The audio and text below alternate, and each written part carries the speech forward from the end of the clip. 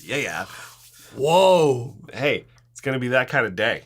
Is it? Yeah, this is my 4th cup of coffee. 4? Yeah. Really? Yeah. It's fine. It's fine. What do you mean? Nothing. What? Did you smell something? No. Hong Kong. How's it going? Happy Friday, everybody. I forgot what day it was. We do this. When do we ever? What other day would it be if we were doing this? You know, it could be any day. It goes. But happy Friday. Yeah. It's the Mythos Weekly live stream. That's what this is. That's what it is. That's cool. Some people want it on the old Pedal Pushers we could Spotify edit these account. and then put it up. That's so much work. We can just put them live. We'll do it. That's true. Yeah. Will's laptop needs more hard drive space. Really? He made one short and it like maxed out the hard drive space on that old. We have young Air. William, and anytime we kind of come up with something, they'll be like, "Oh, we don't have time to do that." I'm like, "We could have Will do it." Will's good at stuff. He's good. Will good. Will's I good. was teaching him how to age pickup rings and use the airbrush. Did it feel like he was in there? Oh yeah. Yeah. And he soldered a Les Paul wiring harness yesterday. Did a great job. Awesome. So Hope he's not listening. I don't want to give him he's a 20 feet away. I want to get him a big head. You know what I mean? It's too late for that. That thing There's already. a huge noggin on that guy. That thing's gigantic.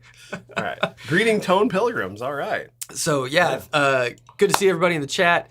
Leave us a comment, give us a thumbs up. Thumbs up shares the stream to all the peoples. So, Yeah. but yeah, today, not today specifically, but today we're celebrating 15 years of Mythos. I think I built my first official Mythos pedal on October 10th, 2000. Which would be next Friday. So we could have done it then. But next Friday we're going to be a little busy with some other stuff. Yeah, we have something coming out. Yeah, we have a pedal launch next week. I don't know. Something like Maybe that. that's what it might be. A really fancy doorstop. It might be. We've definitely made some of those in the past couple of years. Wow. I know I have in 15 years of doing this. A couple thing. door stops on the Mythos. Yes. Yeah. We have that the new pedal, and then also the anniversary for High Voltage next week. That's it. So this week we're going to talk about the 15-year journey of Mythos. Mm-hmm. Yeah. And we'll touch on all the things, but yeah, I thought I would just fill you guys in on the journey so far and field any questions, and hopefully we can get some good. Our hope with this is that we can make shorts and reels out of these things. So if we, but we've not been successful at it yet. Well, they're hard because it's slightly meandering, and then I'm slightly meandering. You do great, and then a lot of times we're in the middle of it and we start reading comments, and it kind of derails the topic. So it's hard to do like a good 90 seconds where we're focused on the same topic the whole time. I kind of want to. Yeah. Should we say the price? Yeah. Of this new paperweight? Yeah, the new paperweight is $179. How about that? Bad. Well, $179, not bad. That's a good price. You could you can give 5 if you want to. That price. I mean, you can get 10. I mean, yes, you could. We have not fixed the coffee maker yet. I actually remembered to bring coffee from home, but we'll get it fixed. Yes. We've just been busy with all the stuff that we got to do for next week. What do we got here? Congrats starting my own business with inspiration from you guys and that pedal show hitting their 10 years. Also, thanks on the newborn guitar playing advice. All right, of course. What's the biz? Yeah, what business are you? What are you doing? Starting, Jamal. But yeah, so I guess we can kind of. Should we just start at the beginning? I mean, yes. I've told the story forever. So my mom met my dad. Well, that's. You want to go a little bit later than that? Yeah. You don't want to start that early? Yeah.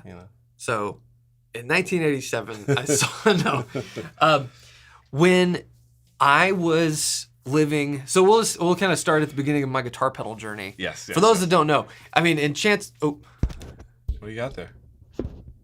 Too much. There we go. Was it in the shot? Mike's in the shot. It's intentional. That's like one of my favorite. It's like a Zucker Brothers movie, OG Star Wars blooper. The boom mic. Like Mark Hamill and Harrison Ford are like the mic was in picture. The mic was in picture. And it's so funny because, like, obviously the boom op just like, yeah. But, well, that didn't make it into the movie, right? No. Not like the stormtrooper hitting his head. Yeah, that man. Everybody loves that one. Bonk. That's the greatest. Okay. So. Yeah, how did this happen? My guitar pedal builder journey. Yeah. Tell the story. When I moved to Murfreesboro, Tennessee. To attend MTSU. For recording and stuff. They have an incredible recording department. I was living in an apartment and needed something to occupy my time apart from just, Call of Duty? Yeah, being a zombie and playing Halo. So on the internet back then, so this was 2004 or so. Okay. 2005 maybe. On all the forums and stuff, I was seeing all these people talking about mods, pedal mods. And so the preeminent pedal modders of the day, the big three, were Robert Keeley, of course, the GOAT, Analog Man, and Brian Wampler. And so Brian, being the savvy businessman that he is, decided to compile all the modifications for every single Boss pedal or any other pedal, Ibanez, the Rat, etc., and put all that information in a book. So almost every single pedal in there had a schematic and then a little chart which showed where the component was, what you needed, what it was originally, the original value, what you had to change it to, and then not all of them, but a lot of them would say what that modification did. So that gave me kind of a primer on how the circuits were working, because I didn't know. I had made a fuzz face, but I didn't know like what it was doing. Yeah, this was the way to learn. Yeah, like what you were actually modifying. Yeah, and I'm definitely a learn by doing sort of person. So that's where I initially got the bug. And so what I did back then in the early 2000s, on eBay, I would buy Boss, Ibanez, like whatever pedals, Nobles, and modify them and then sell them. Yep. And so I would try to learn.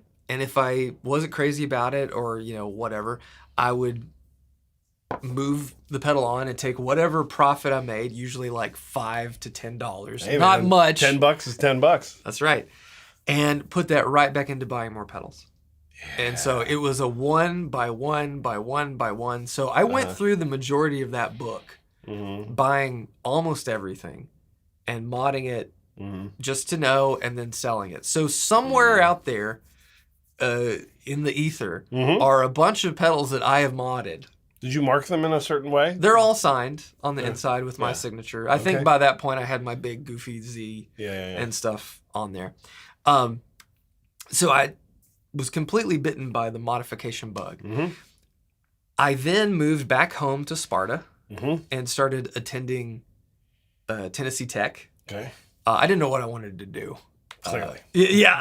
That's all right. Nobody does in their 20s. And after I was going to school there, I wanted to do more of the guitar thing or the pedal thing. And I had bought, because anybody that knows me knows that anytime anyone says a good website idea, I just go buy it. And buy it. I had owned guitarpedalmods.com. I still own guitarpedalmods.com. Yeah. We should figure out how to turn that into a business that we don't have to work at. That would be great. But let's just sell the URL. No, it's too not worth it. No, it's so good. But I had established a little e-commerce thing where people could send their pedal to me. They would buy the modification service, mail their pedal to me. I would mod it and then mail it back. Cool. And so I did that in college for fun to help earn a little, Yeah, and get your reps in. Yeah, a little fun money and get my reps in. Absolutely. And get an education even still on things and, modding and repairing other stuff. But during that time, I had learned about the Klon. And so years go by, I had started buying circuit boards from PCB websites because that had kind of became like a a cottage industry, so to speak, where people were selling Tube Screamer circuit boards, Blues Breaker, all the standard stuff, and then Mad Bean pedals. Mad Bean pedals. Brian, a friend of ours, he helped get the Fates off the ground. Was selling a Klon circuit board that was an accurate, supposedly accurate. Yeah, Klon thing gooped, schematic. Man. Yeah, well, the Klon finally got degooped, and figured out. And for the most part, it's right. There were some things that are wrong, but I wanted to make one, so I had made a few pedals for a friend, and he said, "Well, hey, if you're gonna make one, make two." And in that time, before I started making them, I was like, I think I should start like a name for all the stuff that I do, for the mods, for the pedals I make. And initially, the idea was Mythological Pedals, which is a clunky name. I don't know. Not a great name. You just workshop it. Yeah. Got to get a couple clunkers out there first. I had come up with the Zeus face iconography. Yes. Which I was really proud of at the time. It was very of the 2010 sort of time. It looked like that. And my friend Mike said, Mythos is Greek for myth. And that's a tighter name and arguably a better name. And I said, you're right, Mike. Mike Hale. Thank you, Mike. And so I changed to that. And in October of 2010, I made a pair of Mjolnirs, the first two. Yes. And we were off and running. So after I made those, I had started making a few more. I made the very first Herculean. Yeah. Which was the first. Well, where are those Mjolnirs? Those two. The second one, my friend who asked me to make it for him, he was a criminal court judge in Cookeville, Judge David Patterson. Good friend. He still has it. That's great. I've done a little servicing on it over the years. The very first one, when I guess it was in 2020, after George Floyd, and all that happened, I auctioned off the very first Mjolnir, which I remember that. Have. Yeah. And it got I think a couple grand or something like that. Yeah, I remember that now. Yeah, I forgot that was that one. Yeah. But the guy who bought it had Joey Landreth. He wanted Joey to have it, so Joey has it. And then I took all the money and donated it to various African American charities. There you go. In the early days, like backing up again, those pedals and all those original pedals, who knows where they are? I would trade them or sell them or whatever. And I made the Mjolnir, the Herculean, which was an 808, and then the Daedalus. Yeah, the Daedalus. Which is the runestone, essentially. The Daedalus existed before Copper Sound had a Daedalus, but it's like it's not worth fighting any of that stuff. But that's where it all kind of began. And slowly but surely, one by one, word of mouth, internet, patience. Selling them at Carter's. That came later. Yeah. That was a couple years later, right? Yeah. So eventually, I would make a handful a month. And throughout that time, I was very, like, there's a lot of stuff going on in my life. Like, I went through a divorce. And so nice. I'm grateful for it now. At the time, it sucked, but I was up and down. I would like kind of give up on it and then come back to it. But by the time I moved to Nashville after I met Morgan, it's our 10-year anniversary this month for being married. I had started to just make them a handful at a time every month. So I'd make a handful. I'd probably make 4 or 5 and sell them. But eventually, got them into Carter. I would consign them. I think after a year or so, they started buying them, which was nice. So I didn't have to go through the consignment process every time. But really from there, that's when I met Rob Chapman.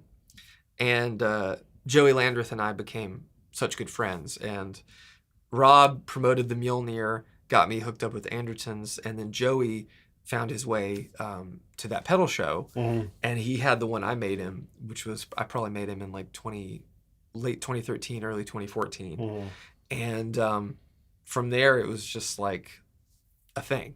And it's been a wild ride since then. But that's the gist of the history of Mythos. Yeah. So, any questions? I mean, I know this, I've heard the story plenty of times, but when was it like that it finally dawned on you that this was going to be the thing? When you'd said, I think I can do this, and I'm just kind of like getting everything kind of aligned to where this is like this is my job. Yeah. So when I was working at Carter, because all throughout Mythos is my third job. Mm-hmm. Third job ever. Like a real job. And then High Voltage is my fourth job. So of the 4 jobs I've ever had, 2 of them are my own, which it's crazy. But when I was working at Carter, I was also still working for my dad. Yep. So my dad is another entrepreneur. If you ever met Steve Broyles, you can begin to understand why I am the way I am. But I had to kind of, because Mythos was growing a lot, I had to tell my dad, like, look, I can't manage both of these. So that was like starting to make it feel real. But when I was working at Carter, about like late 2016, every day I would get up, build pedals, go to work, come home, build pedals, have dinner, build pedals. Yeah. It was like every day. Yeah. And so that's when I was like, oh, this is a real thing. But I think the moment where it really was like, it dawned on me that this is more than just like a hobby. This is viable. It was when Morgan after we had Graham and she could quit her job. Yeah. When it was enough to where I could pay rent and her, like everything that she was covering herself. Yeah. Could have covered from Mythos. But it wasn't like, I don't say that like I was just raking in the dough. We were definitely breaking even. Yeah. But it was it was working. Yeah. So it's a wild ride. But I don't know. We can talk about some of the other stuff. I saw some people asking how did I decide? What did I decide? What you were going to build? So a lot of the models in the early days were. Let's put that up for a second. Okay, Chris, did I have an idea of which pedals I wanted to create when I got into business, or has that continued to morph in the 15 years? Yeah. So in the early days, I just wanted to make things I couldn't afford. Yeah. I could, I could have bought a tube screamer or a blues breaker. Yeah. But I couldn't get a Klon because back then, they were what, like $500? Yeah, $500-$600. It's like, I'm not spending that on a pedal. I remember buying one of the very first OCDs. Oh wow! And it was like $200 or maybe $300. Oh yeah, I mean, I say the story all the time. When I was first buying a bunch of pedals, when I got my first Dr. Z, and I was like, I went to True Tone Music in Santa Monica, and an Octane 3's Evex was $300. Yeah, and it sounded the best pedal I'd ever heard. And I wanted it so bad, but I just could not justify it. Because I'm like, I could get like 3 Digitech pedals for that much. Look at all the Boss pedals I could get. But it's like, that's the decision that you make. And then I'm like, oh man, I should have bought it. But and like a Myrold, like hand painted one sort of thing. Yeah, I mean, honestly now they're only like $400. So in the time frame, the time frame, yeah. But yes, exactly. But yeah, like in the initial days, it was always just like, what can I not afford, can't find, want to make, that existed. Because I didn't know how to trace a circuit board. I didn't know how to do my own layouts. I hired people to do that in the early days. And then a lot of it was like, I'd modded so many tube screamers. But you already kind of knew. Yeah, I was like, well, if I take a tube screamer and I know to change like these parts, then I could make my own version of the tube screamer. So that's where like the Herculean came about. And stuff like that, because those are the main 3 pedals for the longest time, and I made a lot of clones. I have, and we have some. I should have grabbed it, but I made like a BJFE Honeybee, a Zen Drive, lots of fuzz faces, lots of big muffs. I made all sorts of stuff, and just trying slowly but surely tweaking. Ooh, that's a great one. Mitch Weiss. How did Matthew and you meet? Did you get along? Did you get on right away? Ooh. So boy, did we. Ooh, hey now. I think what the origin story is that you emailed Devin, right? Mm-hmm. And because you wanted a Revolta for a trade show or something like that. Yeah, That's for NAM. For NAM, right? And how did you just like had seen one and decided just to write us or something? What? How did I? That's how I remember it, but I don't remember exactly how you got our email. Or did you meet Devin out in the wild somewhere? No, something? I don't remember. I don't remember how Revolta came into my my purview. I mean, I remember when Revolta came out because it was kind of a big deal. That like, oh, Dennis Fano's making like an import line of guitars. And it's so funny, like not. See, now that we're on this side of it and seeing like when stuff comes out, like having no idea like the reaction of things on that end because you're in your own world and you have your dealers and you're trying to sell stuff and it's like, oh yeah, right. There's like that's how that works. Yeah, because we're obviously reacting to other thing now, and I forget. When did Revolta come out? 2016. Okay. Yeah, because when I started with Dennis. And I moved out to Pennsylvania in July of 2016, and he, like, pretty soon after that, we met with Mike Robinson of Eastwood. Like, he came out to Pennsylvania to talk to us, so they were already talking about it. And then, so we were like, I think this first sample shipped like by the end of that year, and then we got the first pallet like sometime in 2017, I believe. Yeah, but it's a little fuzzy. I can't remember exactly. I remember seeing the Combinata. There was like a red one, because the very first ones had like pretty bold colors. Yeah, it seems like. Yeah, they were all kind of more based on Rickenbacker, like designs. They had like the white plexi guards, and they had kind of like there was like a I forget the exact colors, but there was a red one and a blue one, and like a natural, and I think I'm trying to remember there was a fourth color. Whew, Devin would remember all that stuff. Yeah. But like, yeah, there was like those were all really cool. But didn't we get you like the single like dog ear bridge pickup one? Yeah. The Combinata 1, I think we called it. So I emailed and got in touch with Devin. Yeah. And he just invited me to come down to the shop, and so I came, and I guess that was the first time we met. It was the first time, but we didn't like hang out or anything. No, it was like one of those kind of. It was very, I mean, this is when they make the romantic comedy about this, our story.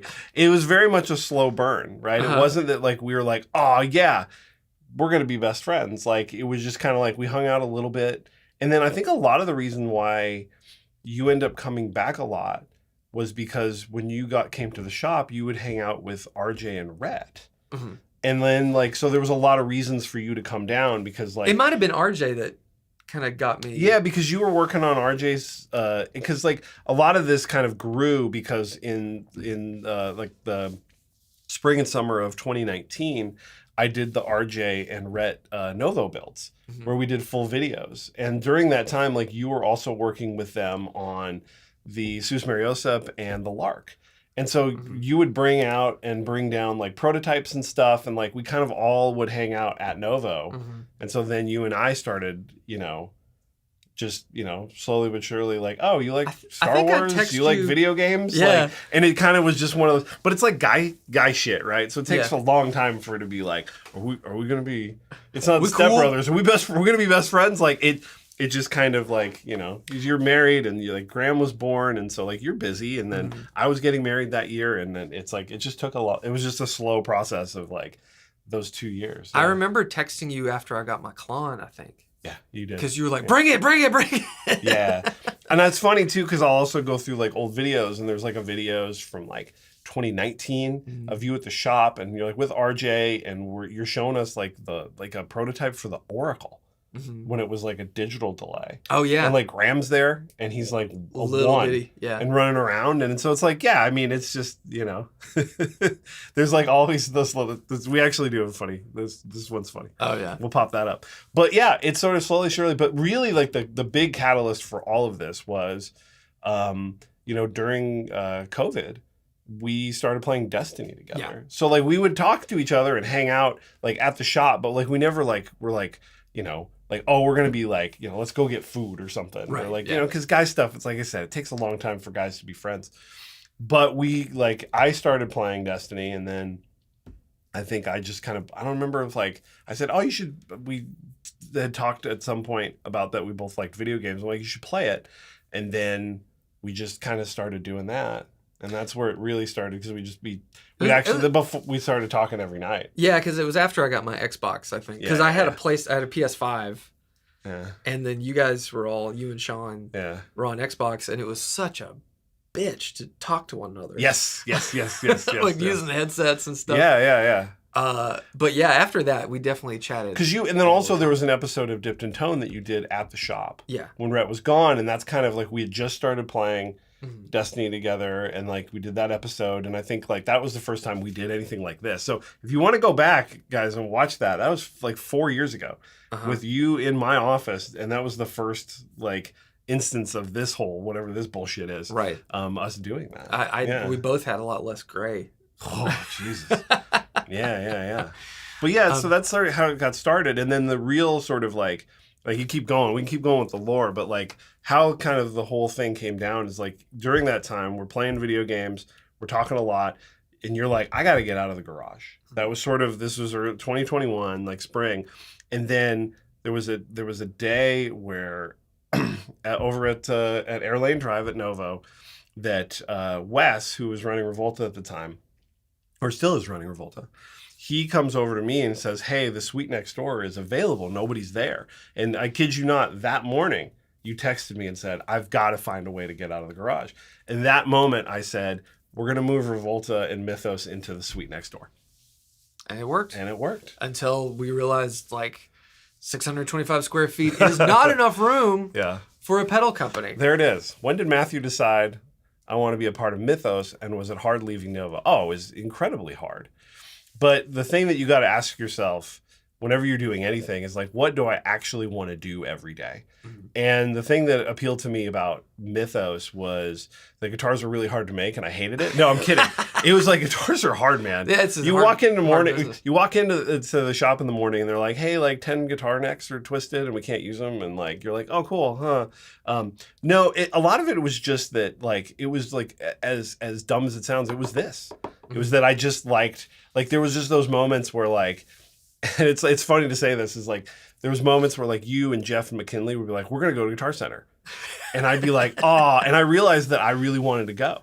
And it was just, I really liked the vibes and the energy and the spirit of it. I like it because like, you know, Nova was getting big and Dennis wanted to make it bigger. And once that happens, like there's just like, for the lack of better terms, like I was an HR person at that point. You know, when you got 30 people that you're working with, and it's daily trying to make everybody happy. And I kind of missed the idea of like kind of the idea to execution that we can do here. Like the Big Puff last year was a great example of it. Yeah. Where like we decided like 6 weeks before Halloween that we wanted to do that pedal. Crazy. And we did it. And like, I have that kind of energy. Like, I really like that. With guitars, it's so slow. And I like it. It's beautiful. But, like, there's just something about, like, the small team and, like, being able to do that. I mean, hell, deciding you're going to open a guitar store in May and opening in October is the same thing. Yeah. And so that's what it is this idea of, like, that we could sit here and if right now we decided to do something crazy, like, we just have to both decide that we want to do it. Yeah. And then we can. And we both have that kind of energy when we want to do something. So I just really like that. And, you know, so it was super hard. I'm glad that we get to carry the Novos and that, you know, they got Travis and Brian Nutter and Brandon to come in there and really do good things. And then Devin's still there making sure that the Matthew vibes are high. But this is where I wanted to be. Yeah. Yeah. I mean, it's like, because as much as we spent time together talking about nonsense, yep. We spent an equal amount of time talking about business. We did. And I came over to Novo all the time and would like offer my input. Because I'm like one of the most pragmatic, straightforward people. I mean, and I essentially was, you know, like helping you with all your business stuff like pretty quickly. And then you were over, like, you had a lot of input on what we were doing over at Novo too, because there's a lot of respect for your guitar playing. It's like, oh, we have like a guy that can really fucking play and understands tone. That's here, you know, and not to knock anybody that was there, but you're a snob. Yeah, that's really what I'm getting at. So that was really nice to have. So I saw this one. This is one of my favorites. How do your wives cope with the Zach Matthew affair? It's what Morgan says something about this, and I think it's really funny. So I want you to. Oh, which thing? That she can tell when we're hanging out. Oh yeah. I mean, I think it's funny because I'm a lot like Allison. Mm-hmm. Yes. Matthew's wife. That's right. And Matthew is a lot like Morgan. That's right. In certain ways, because Morgan is more extroverted, bigger energy. She's a hype person. And I'm like the planned, like, let's think this out before we do anything sort of person. But when we're hanging out for a long time, like if it's if no one else was here, if Will and Jeff were gone and it's just he and I, then it just turns into just stupid town. Yeah. And then Morgan says like, you continue that when you get home. Yeah. And Morgan's like, you've been hanging out with Matthew a little too much. And I'm like, it's funny. So we'll just like, I love it. We joked, and I'm glad that we hired Will, because there have been times where we're like, we can't hire anybody. The crazy like lunatic things we'll say, and it's not like it's just joking around. But like to the average person, if you heard how just insane we all speak to each other, like I think I summed it up perfectly one day walking into your office. I was like, man, it takes a lot of energy to be this weird. It really does. And we try to, so it's a fun thing, and I think that kind of energy is what keeps this going, because it's been a rough couple of years with the with COVID and the economy and, the tariffs that we've dealt with this year, and just like an interesting era of pedals where it's like there's so much product and there's so many companies and everyone's been around. And this side of like, you starting in 2010 is so interesting, because that's, when a lot of people first saw JHS and Earthquaker and Catlin Bread, and then Chase Bliss came along, and like all that stuff. And like we're at peak saturation for all of that, and like trying to figure out like what to do and how to do it.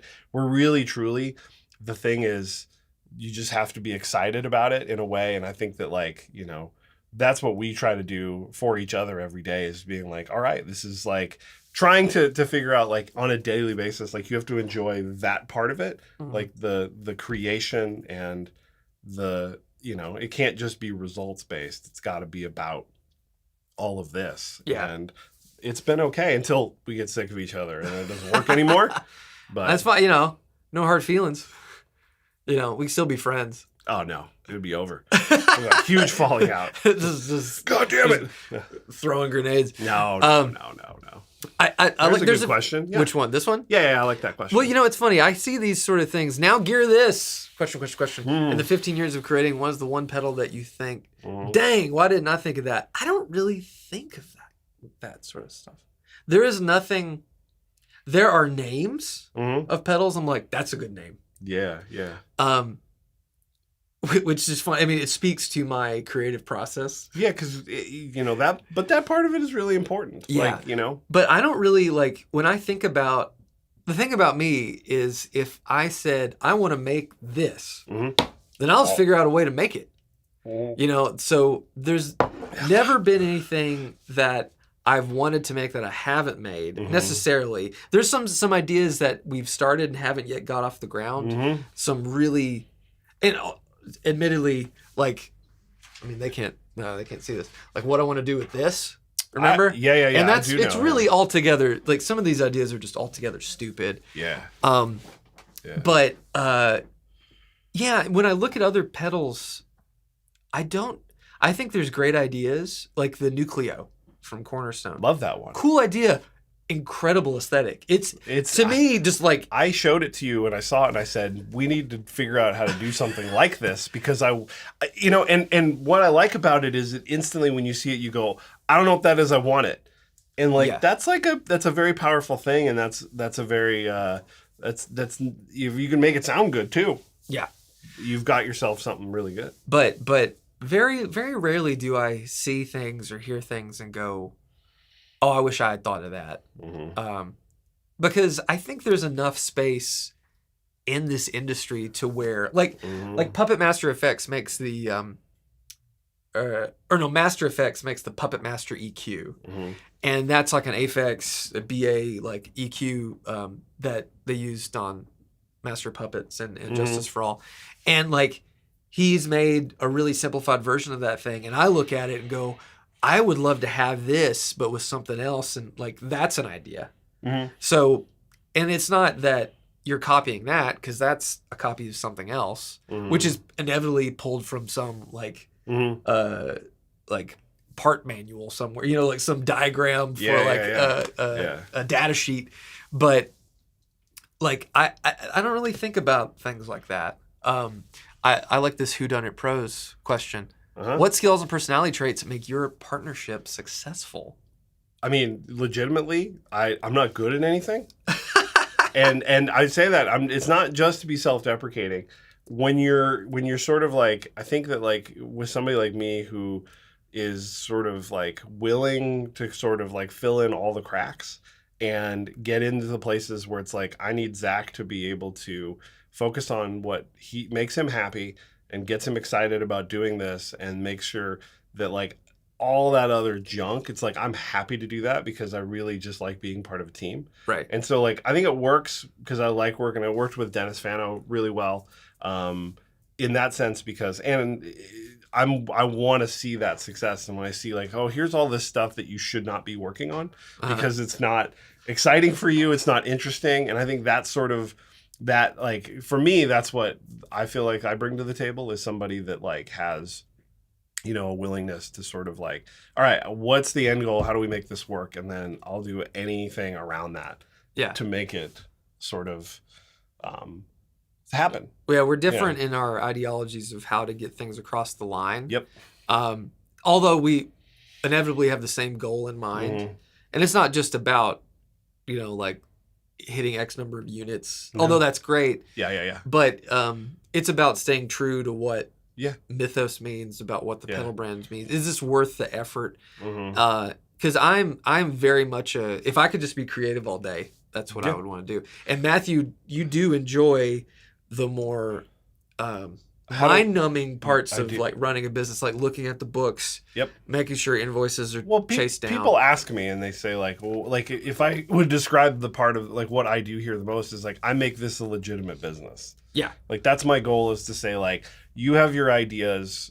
We have like, here's what we want to try to do. Like, how do we turn all of this into something that works financially for today, tomorrow, and forever? Right. That's the goal. And I think that the personality trait that really works and makes this work really well is that, like, for the most part, in the morning, you're really good about like, hey, Matthew, like, what's the best thing for me to be working on for the businesses? And that's not, for a creative person, that's a big sort of vulnerable thing to sort of put out there, because like you could be like, I'm going to work on what I want to work on no matter what. Right. And I could be like, oh God, like I need that circuit done, or I need a graphic for this, or you need to work on this. And like, you're like being able to like have that, I think really works, because it wouldn't work for me if it didn't do that, because with too many, especially with all the things we have to balance with both businesses. So it's like, that really works really well for me. And we're very, Matthew and I think this is a big piece of advice. If you are ever needing to hire somebody, you, especially in like this sort of position, like a manager, we can be very honest with each other. Oh yeah. And sometimes it's like there have been many times where I've walked away and be like, I think I hurt his feelings, and I'll call or I'll text you and I'll apologize if I did. Yeah. And like, I think that's the ultimate thing, because like we definitely are friends, but I think we can have a line in the sand when it's business time. Yeah. And not let feelings get in the way. Well, I think we have to, because it wouldn't work if we wouldn't say. How do you ever butt heads? Oh yeah, all the time. Yeah, but it's not that bad. No, it's like, I think what it is... We butt heads more over Last Jedi than we do anything business related. There's like the three things that we talk about. It's like Last Jedi, Jason Isbell, and, you know... I love Jason as a guy, and I love his guitar playing. It's not my favorite music. I know. It's just fun. I like bringing it up. But I think, like, you know, what it is that, like, if you trust... It's like anything. If you trust that the other person wants the best thing for the business, then you can butt heads all day. You know, like, we'll be honest with it. Like, the Oracle right now is a really interesting case where it's like, we're trying to figure out how to deal with it, because We've gotten really upended with the tariffs and like how we're gonna get this thing done. We got 2 left, folks. Yeah. And I think like every day this like for the last like 3 months, I'm like, Zach, what do you want to do about the Oracle? And you're like, and I'm not gonna call you out in front of everybody, but it's like a difficult thing to figure out. And it's like my job is so it's like, you know, it's not like we like disagree. It's like a small thing, but it's sort of like, you know, it's a that kind of stuff comes up like every day where you have to like go like, oh, okay, like what's the decision making and like what do you want to do and like how does that work? And so I don't know, like what do we probably butt heads on the most? Or was there anything that I was like, no, we're gonna do it this way and this is the way I want to do it and I think this is way better? Not really. Not really. I mean, we've had some like we don't butt heads as much as we just have general disagreements. Yeah. Like on there was some like social media things and like some like content creation things that I wanted to do that you were opposed to, and like we talked about it, and like I think we're both good at like accepting other people's the other person's point of view. Yeah. And then like either you know rethinking your own thought process about it. I get really passionate, and I think deeper than I explain sometimes. Yeah. Because if I keep explaining, then sometimes it makes more sense because it all makes sense in my head. Yeah. I don't know. I think sometimes that people, and not just you, a lot of people like would look at the time I've spent getting like guitar parts, or I'll say, hey, we're gonna spend like X amount of dollars on like the knobs, or like I remember when I told Morgan about doing like the treble, some of the little piddly like guitar parts, and I've had a lot of people say that seems like it's not worth it. I'm like, I think it is. And I don't know. I have always trusted my gut, and it's failed me a few times. I did say I was divorced, but not that often. Yeah, but I think like we're different. I'm definitely a I'm not an immovable object. Yeah. But I'm very bullheaded. Like it's a hard thing to try to change my mind once my mind's made up. I'm not at all. Which I think is good. I just, you know, for me, it comes down to like, you know, it's general, general. I like that. There's JD Samos here. Hey, JD. General goal of all of this stuff is to make it healthy. And you know what? And part of it, and I think this is also very helpful for people in my position, some of it is knowing that like I just need you to want to come to work every day. Oh yeah. And so like if you're something you want to do and I'm like, I don't know necessarily if the ROI on that is the greatest thing in the world, but if it keeps you excited and interested in doing stuff, it's definitely worth it. And it's like it's fun to kind of balance those things because I think recently, and we could not talk about exactly what it is, you had an idea and I was like instantly like, oh no. And like I've come around on it a little bit more. Was it for that thing? What? No. It was something else. Something else. It's okay. We'll talk about it. But I can't remember. But I'm like, it's like that. But there is like, there is a little bit of that kind of negotiating. Yeah. We have to do, which is fun. Brandon. No chance of getting Zach on the Jazzmaster train. I'm out on the Jazzmaster train too. I'm happy to report that I went and played one of the new your user profile picture. It's so weird. What is it? It's his head on a worm. God damn. It's so strange. I love it. Yeah. I played one of the new Vintera Road Worn Jazzmasters. You love that guitar. I didn't love it. You loved it. I liked it. You raved. It was fine. I mean, this is a good thing that I could make sound better. I think this was like, because part of it is like you played, it was like the only one you really liked that day. You played some of the other ones and didn't you like out of all of those models? Oh, out of all the Vintera Road Worns, that was the best one. Yeah. It was immediately the best one, which is funny. Jared, that's a great question. In addition to Joey, Rhett, Matthew, who are some of the other folks that have played a huge role in getting to where we are today? Definitely Rob Chapman. Rob has had ups and downs in YouTube land and stuff, but at his core, Rob is a very kind, generous, well-meaning individual, and I do care a lot about Rob. Lee Anderton, of course, our friends at that pedal show. I mean, Walter and Christy Carter really, like, them giving me a chance to just have stuff in the store afforded me a lot of opportunity to meet people and show stuff. And I was always very cognizant of the fact that I was working for someone else. And while it might not have always seemed that to the staff, I was not working at Carter with like some underlying subtext that I'm going to make Mythos take off. I was there to do my job there. And if someone came in and asked for like Klon style overdrives, I would lay them all out. And if they asked what I liked, I would tell them, and I would say, and I happen to make this. And I never did it with any force or anything.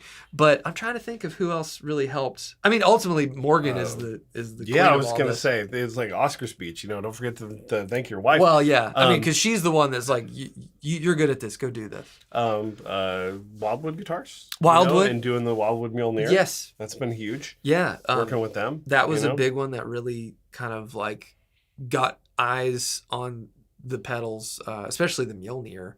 And yeah, there's so many, like, there's Ariel Posen. I think on his new future present tense, I'm pretty sure that's the Argo on all that Octafuzz. But Ariel's been a kind friend, and it's like, I think I've always hoped that any relationship, be it business or just friendship, and these are things that I had a pretty deep conversation with Tim Pierce once. I had sent him a big box of things, and he called me and apologized for not using them. He just he doesn't know how to like put them into an episode, and he's had a lot of weird interactions about people giving him things and him not delivering. And I was like, I just sent those to you because I like you, and if we can be friends, that means more to me than you using it in every single video. If you use it, it's great. I appreciate it, but if I can put my kindness and my person into these little things and build relationships that way, it inevitably will manifest itself in such a greater way down the road. Good vibes, man. Yeah, it's all about, you're the vibe master general. Well, and if you want to get to like why a lot of this works is Mass Street as well. Yes. Yeah, Brian. Rob. Yeah. Why this works is because we're both, really care about that part of it. Like, we care about vibes and people like being excited about Mythos and being excited about High Voltage first, regardless of. So, we've taken that sort of tact to like how we run the store and how welcoming we like to be for people. And I think that works. I think that that's the one, maybe the thing that's the most we have in common is like our want for those kind of relationships to be really strong, and not like us sitting back and going like, well, is that person, should we send them something? I don't know. They might not show off. It's like we never have any conversations like that. No. It's all about, do we like them? We like that person. Or do we not like them? Yeah. And most of the people we like. Yeah, all those people we don't like, though. That'll be a Patreon episode. I'm kidding. We'll get JD Samo in here on that one. JD will lay down, bro. He'll let us know. I love JD. JD rules. Yeah. So should we open it up to... Yeah, more questions. Any questions? I like this one from Mark. Have you guys tried the new... James... James Tyler made in China guitar, the JTG. I have not tried it yet. I've heard about it. I've heard about it. My friend Adam Chowning, who is good buddies with Rob Baker, we were at the Woodshed event. He works for Joe Glazier. Hey, Joe Glazier. Can we make a please a video like that, and it's just like someone looking at like Telly Bridges or something like, hey, Joe Glazier, can I get them new Music City string? Can you give me one of them benders? I need to bend. Joe Glazier, help me bend. Like that? Oh man. Yeah. But he said he played one at the Woodshed event, and they the Rev booth had a normal James Tyler, and he was like, man, it's so close, and they're a lot cheaper. Wildwood Guitars are a dealer, so if you want one, I know they've got a handful, and I'm sure they'd hook it up. So hit up Wildwood Guitars. Stonesmith question here. Oh Lord. Ooh. Ask this man. Here, you read it. What's if a money was no object? Shoot for the stars. Dream project for Mythos HV that you wish you could take on. Whew. Money's no object. What do you want to do? I want the most kick-ass guitar store in Nashville ever. Yeah, we would, I'd buy a building and take the concept that we're doing for high voltage and like blow it out. Yeah, and then I would, if I had infinite money, which I decidedly don't, I would bring as much of the pedal manufacturing here. Yeah. Like doing. I would get a reflow oven, a pick and place machine for doing circuit boards. We'd do powder coat, bending, like make our own enclosures. Like all of that, I would love to have here. But I think the first thought, because like Mythos, pedals are hard. It kind of like, it feels like there's a ceiling sometimes. Yeah, because like sometimes you think like, oh, what if we did like, could we do like some more like, digital processing, fancier pedals, that kind of stuff. And I'm like, it's not really, even if we had the cash flow to like approach that, like, is that something we'd even be excited about doing or not? Yeah, I mean, I definitely would love to invest more into it. I would like to simplify all the process and have them easier to make, even still, while remaining true to what we are. Cause you don't want to start our own guitar or amp brand? Because we've talked about it. Amps, no money in amps. And I take that as words of wisdom from guys like Two Rock and Chris Benson and stuff. But with the guitars, I would love to have a guitar brand. But I think if someone said, hey, you got a blank check to do whatever you want with your business, what would you do? It'd be finding a killer retail location for high voltage. High voltage. And investing in that. Hey, we got a super chat. Hey, we did. Andy Plays Tunes. $8, man. That $8, $8. $8. We're all getting tacos from Taco Bell today. You guys have you've been so... nobody. We're good. So incredibly generous. Good. $8 is great. Please no more, like if you want a super chat, it needs to be under $10.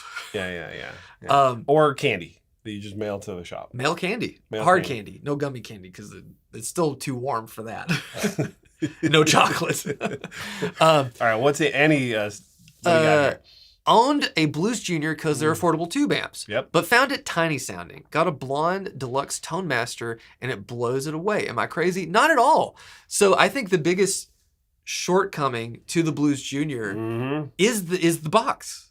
It's the fact that it sounds small because it is small. And the cabinetry is a little lackluster. That's why companies like Mojo Tone sell a new cabinet that you can slot that Blues Junior into. To get it.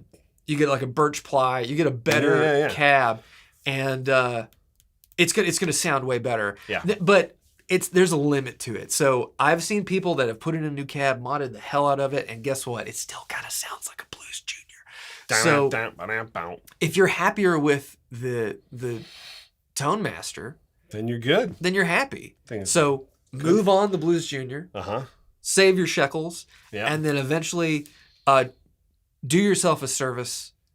Call us and buy a Two Rock. Yeah. But that can be years down the road. When you're ready. Years down the road. We're ready when you're ready. There is nothing more important to me as a guitar player and telling guitar players to save to get the thing you truly want, because inevitably, if you're just doing stepping stones to get to the next thing, to kind of cheat yourself into thinking that you've got the thing you want, you're going to spend way more than you would have if you just bought the damn thing you wanted in the first place. Just save and make your dream come true, and you'll be glad you did. Let's see. Man, some of this stuff I don't know. Oh, Robert Baker. Zach would bring back Ecto coolers permanently. I would love. Do you actually like the Ecto cooler? Absolutely. It's like a tangerine. It's a good drink. It's legit. Like, it's not just your Ghostbusters colored. No. Because they made it. I remember getting it back in the day a lot. Yeah. Ecto cooler good. But it's funny that you say that, Robert. And by the way, hi, Robert Baker. Robert Baker. Every time your name comes up, he says that. I know. High C announced like some special Halloween edition High C thing. Yeah. And it wasn't Ecto Cooler. Did everyone freak out? And everyone was like, what the hell? Like, just make Ecto Cooler. What else is there if you're High C? I don't know. What other Halloween drink is there?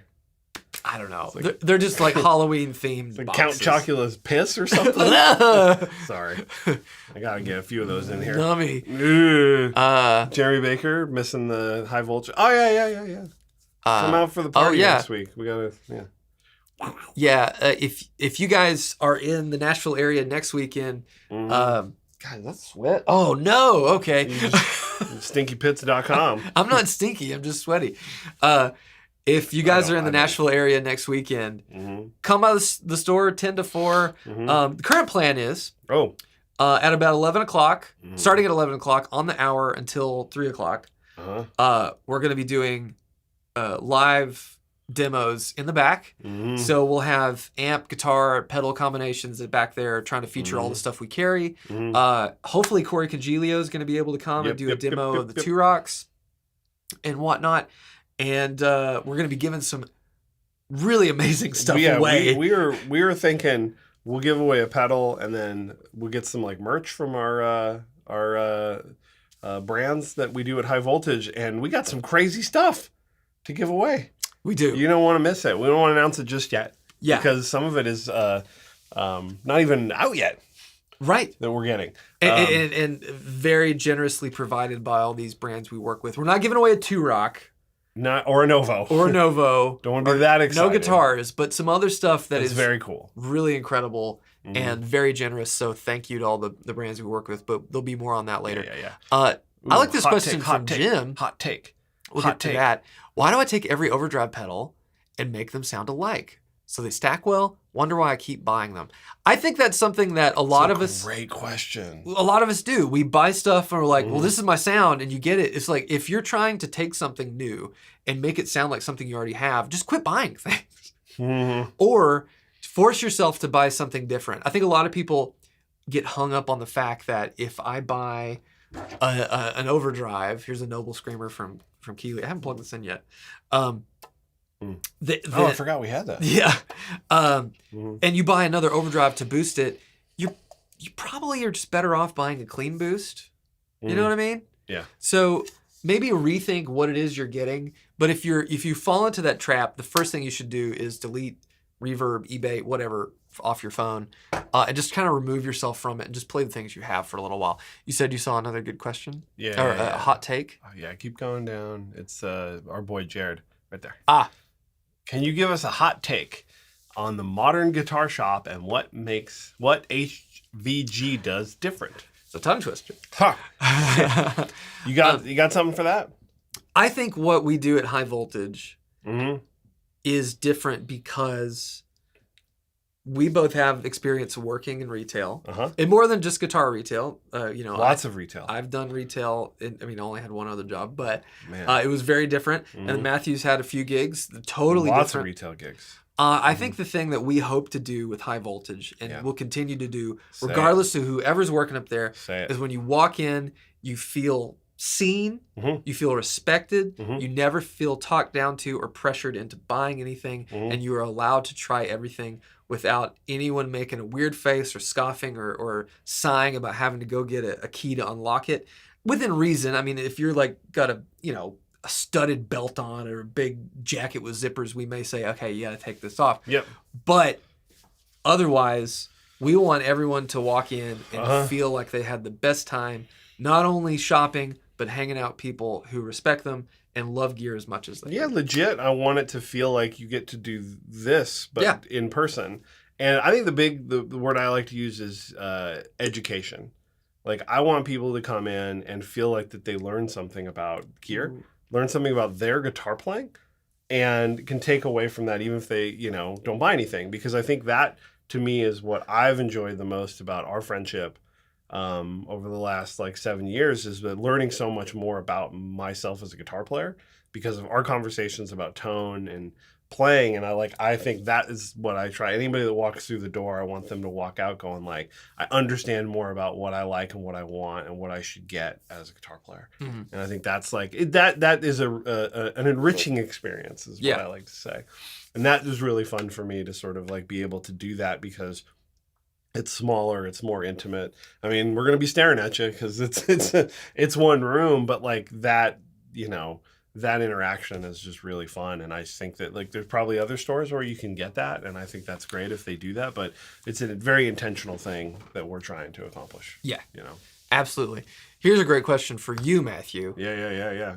What would be your ideal 2-rock to pair with a Novo Mirror Straight with gold foils? the- Eagle Ray Rob. Eagle Ray Rob has a Novo Mirror J with gold foils on order with us. Yes. So I love this question. The great thing about 2-rock is all of them would sound good. Well, that's true. So that's great. So, ideal, I think if you're talking, versatility and an amp that can do everything and it'll still sound good with gold foils, I'd probably pick the TS1. Oh, really? Yeah. And the reason I'd pick the TS1, and I know you might say like, well, I don't know, maybe the lead channel with the gold foils, is that the correct pairing? I find the TS1 it's hard to not recommend it because you get everything. Except reverb. Well, it's hard for me not to recommend it It's without incredible. knowing necessarily what you're going for. The other one I would say is really close would be the classic reverb. That's what I was going to say, because I feel like the classic reverb it has plenty of gain if you need it, but just the reverb on it with that guitar, I understand. I think it would sit really well. I understand what you're saying, but I'm just like, Pop's just got his TS1. We've had some in here. You're in that honeymoon phase. I just think it's like if you don't have it's just. Man, that thing just covers all of it. And you don't have to be run it like your Robin 4. You don't have to do this. It's got there's a lot of subtlety there if you need it. There's a lot of subtlety. I think everyone thinks you've got this lead gain channel and you're going to be run it in a certain way. I think the same thing about the Bloomfield. It's like you have a drive channel on there, but you don't have to use it necessarily as like overly, distorted tone. It's like there's a lot of subtlety there. So yes, it is a honeymoon phase because the TS1's not going to be on my butt. But yeah, you're right. I think with the reverb and the feature set of the classic reverb, that one is excellent. Will we be live streaming any that day on October 11th? We've been discussing the possibility of doing that. I think I don't. My thought is I really would like to record it because sometimes live streaming is you don't get the quality that I would like, but we might, and if we do, I'm gonna try to figure out a way to do it to I was gonna say reverb to YouTube. But the bitch of it all is mics. It's hard to like live stream to a phone in not this room because there's like everything in here is plugged in and hardwired and you just go clack and it works. Clack. But doing it anywhere else is a bit more of a pain. What do you guys think everyone's first Mythos pedal should be? Golden Fleece. Golden Fleece. Golden Fleece. If that doesn't do it for you, and you don't get into the brand, or just like you don't understand what we're all about from that, then it's probably not for you. Simplicity, the raunchiness, and then the cleanup with your volume. It's the perfect Mythos pedal. Yes. Yeah. It's Bandcamp Friday. Oh yeah. Do you have any artists or bands, any genre, you would recommend checking out? If it's Bandcamp Friday, King Giz is a great choice because they put up all their stuff on Bandcamp. They probably have a new album that came out yesterday. And they probably did. And they pulled their stuff from Spotify. And so it's a great place to like pick up on some stuff. Mm-hmm. There's tons of great stuff from them. So, I mean, man, King Giz always good. I really like Spiral Drive. That's a new band I've been listening. They do that song Heatwave. Oh, Heatwave. Yeah. And then Melt with 2 T's. I've been enjoying that. And then Melt with 2 T's. Melt. And then what's that one band? So many good questions. There's a band that Joe Keery's in. Of Stranger Things. Of Stranger Things. He plays guitar in this band. Post Animal. Post Animal. And they have an album called Iron that came out this year. Post Animal. And I really like them. So Spiral Drive. Yeah, on Bandcamp. Yeah. Oh, they got it. I mean, everybody knows King Giz. I don't know why I recommend something. I'm just saying they moved their stuff over. So, like, if you were a casual listener and did it on Spotify, today might be a good day to go pick that up. Yes. Yeah. So, Spiral Drive, Post Animal, and what did I say? What was the other one? Melt? Melt with 2 T's. I've been really enjoying them. Ooh, Jeff Madden. I like this one right here. Keep going down. It's this. Ah. Right there. Whoa, yeah. So I ended up at Sweetwater Guitar Fest and left with a PRS McCarty, SC56 and N56. They're playing a ton of guitars. Next one is the Nova. What neck profile is similar to the PRS profiles? They only have 2. Neither are similar, really. No, not really, because so much more of a Fender thing than where the. I guess the medium C would be closer to like a Silver Sky or maybe the NF53, but like the single cut 56, the SC56. I have one. You have one, yeah. And that's a pattern vintage, and it's very different. I got a new shop PRS. You did. And should I show it off? Yeah. I mean, we're running long here. That's fine. The longer we go, the closer we're always running long. The closer we get to lunch. Starving. What are we gonna do today? I don't know. Jeff not here, so we can eat more food. Yeah, we can spend steal more money. his steak. Oh man, Jeff, you watching? So where's Jeffrey? Where is Jeff? He's in Colorado. He's probably he went high as a kite. He went to Colorado. So all right, what is this? I have one of the 594 SCs. You do. Which I really like, but it never really scratched the itch. And then when I got the SC56, the 40th anniversary fancy. That was it, baby. That guitar is, as we like to say, fucked up. It's so good. But this is an SE Bernie Marsden. Bernie. This was on Guitar Center's used website. Yeah. Reached out to my pal and yours, Mr. Jacob McDougall. Mr. Frugal himself. And got this. This guitar thing rules. It's awesome. Yeah. It's awesome. It's awesome. It's awesome. And I love the color of it. Some of them have a more red burst look to them, but this kind of, I think this is like honey, or I don't know, T-bird, I don't know. I don't know what the official name is, but the neck is great, has a good profile, and I don't know if this will, you can see it. Oh, you can see that corkscrew flame. Look at the flame on the figuring on the mahogany. Wild. It's a candy cane. Yeah. And the rat tail, beautiful. So yeah, got this guy because I need another one. Like I need a hole in the head, but you know what? It was a great deal, and I like it. I like it. Man, so much stuff in here. Is the TS1 the most versatile if you have an LP, a Tele, a Strat, and a Jazzmaster?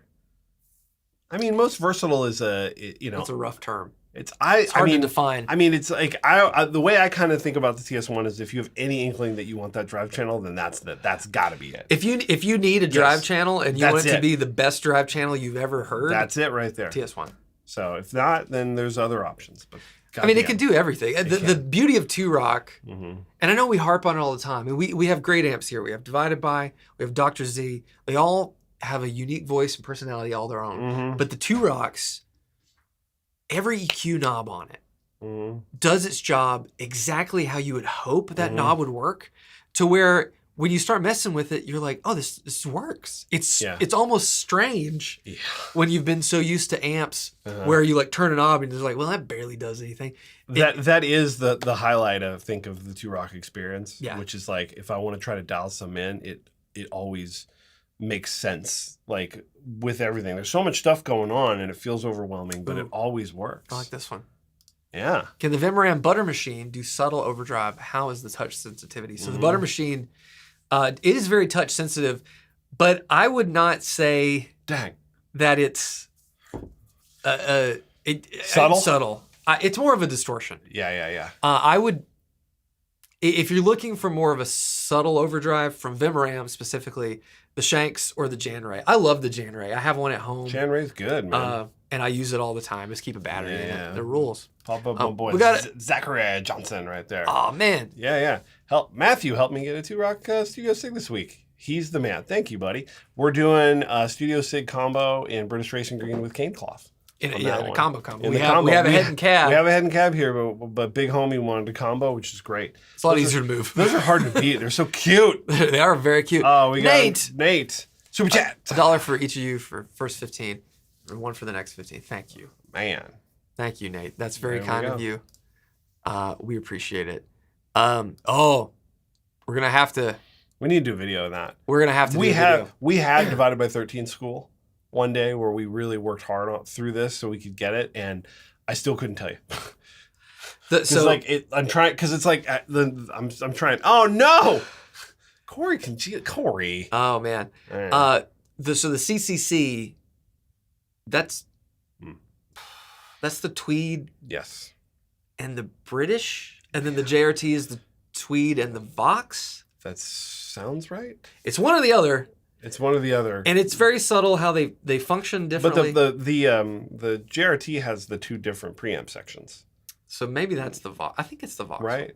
Yeah. I believe. Yeah. And they're trying to remember. When we're out there and I'm looking at them, I got it.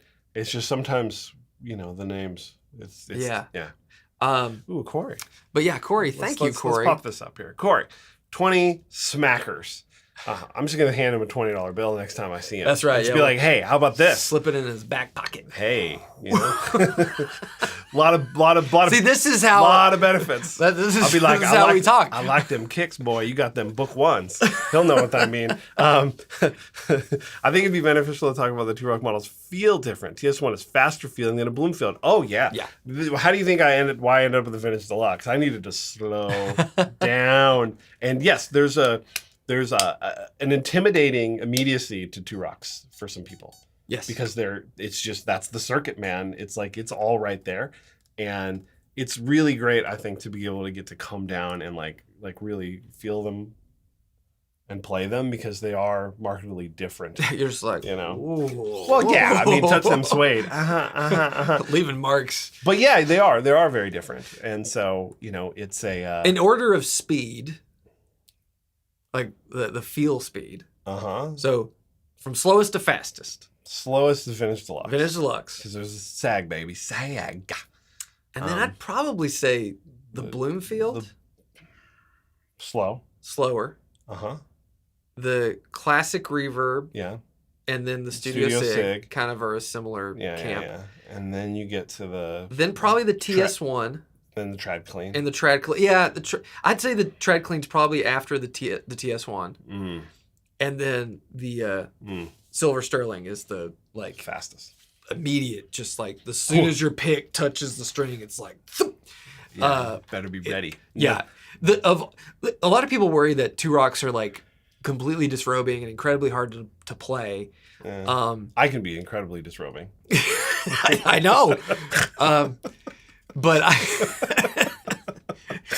I think the only one that I would say is kind of hard to play is the Silver Sterling. Yeah. And it's because it's so immediate and big. But the people that play that style of amp, they got it. Yeah. They can do it. It's just it's an awesome amp for people that can. Yeah, that's the only one I think that's like it's so different than what I've ever played. I was surprised at how much even the TS1, how fast it is that I really enjoyed it and got because I'm Captain Slop with my guitar playing. I've gotten so much better with the Vintage Deluxe, but like it is like you'd be surprised if you think that like I that's not something that I think you could do because of it. I think everybody once they actually try it, they're like, oh yeah. There's enough here. It's not like that crazy. You know what I mean? You can.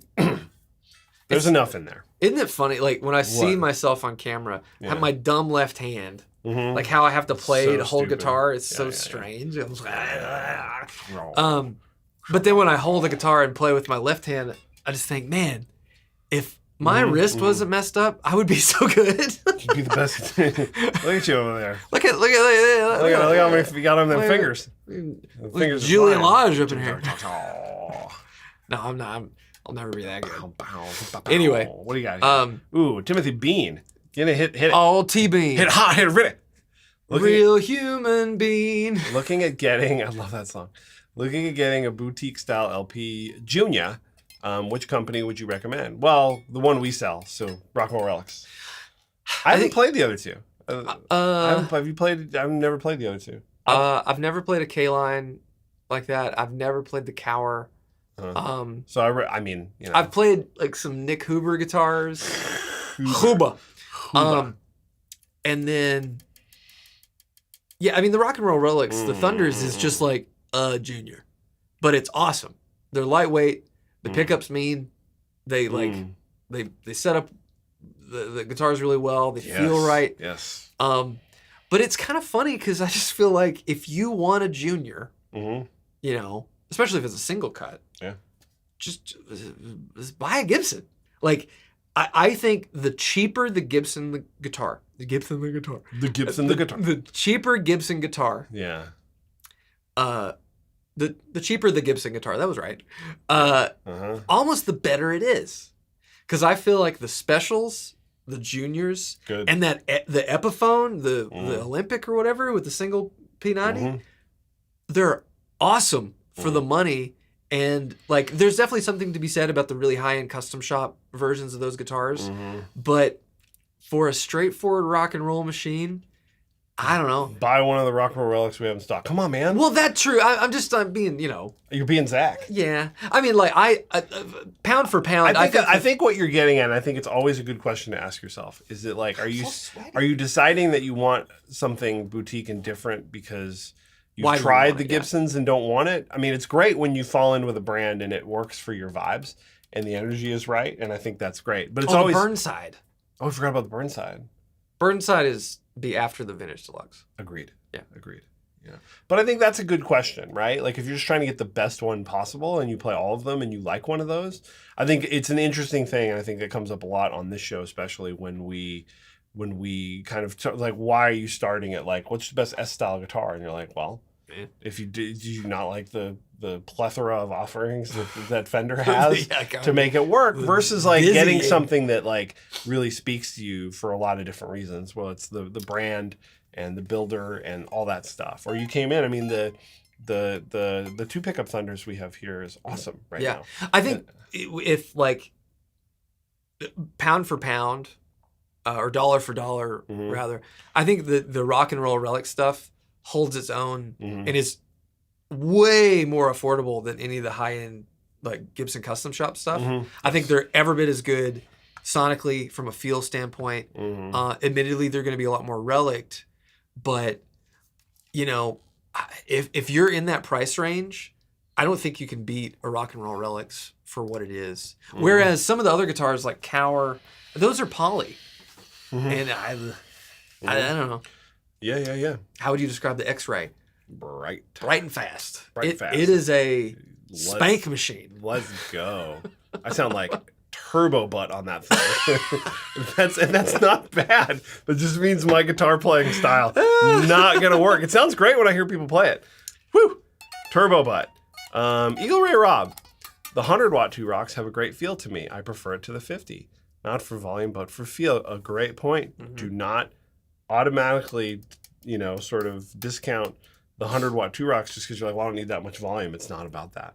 It's about how it feels, because nobody needs 100 watts. There's only 3 decibels difference between 50 and 100 watts. It has nothing to do with anything. It's all about headroom and feel. Yeah. So, and luckily most of the time, not right now because we got our ass kicked selling all the two rocks that we have. Oh, yeah. I don't have any 100 watts. We got a big order. We got like a 12-piece order we're waiting for. That's going to be 2 pallets. Not excited for when that invoice shows up. Yeah. Excited to get the amps here. Gross. It's fine. Paying for things. Gross. Yeah.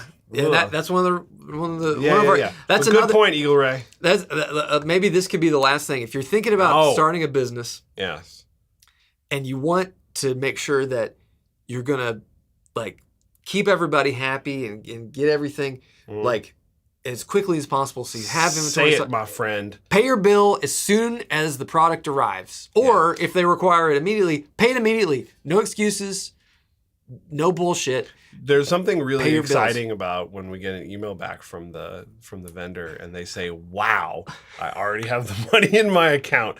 That's just like, I just really like that. Yeah, that's how we both are. We're like, pay it right now. Yeah, don't sit on it. Don't wait. That's my dad. Because we want, and you treat people like you want to be treated. Yeah. And when we don't, when we have the stores that pay right away, we want to work with them and we want to send them the pedals first.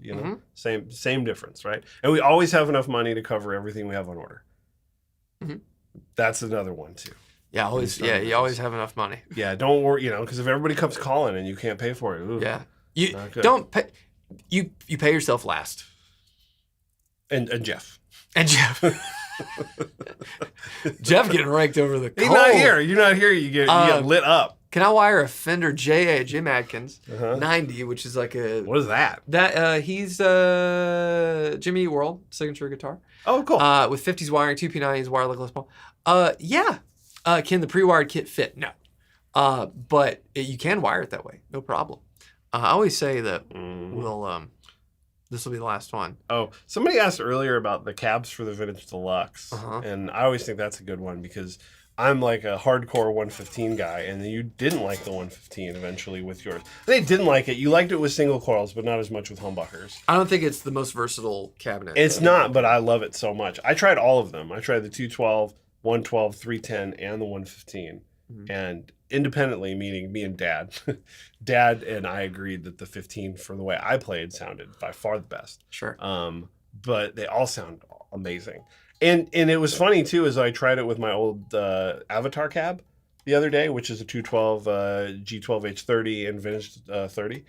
And it's still, the 115 blew it away. Now, it's not a fair fight. Avatar cabs are good, but it's not a Two-Rock 212. But you got to try all of them. Oh, man. If you could try all of them through every head, that would be ideal. So, Jonathan. Oh, no. Thank you so much. But I hate to hear that. My trip to the U.S. has been canceled. Here's a small portion of the money I had spent at High Voltage Guitars. Otherwise, add some extra cheese to whatever's on the menu for lunch. I'll do it for you, Jonathan. Free cheese. Free cheese. Love free cheese. Whew. God damn. It's 10:22. We're still going. Holy.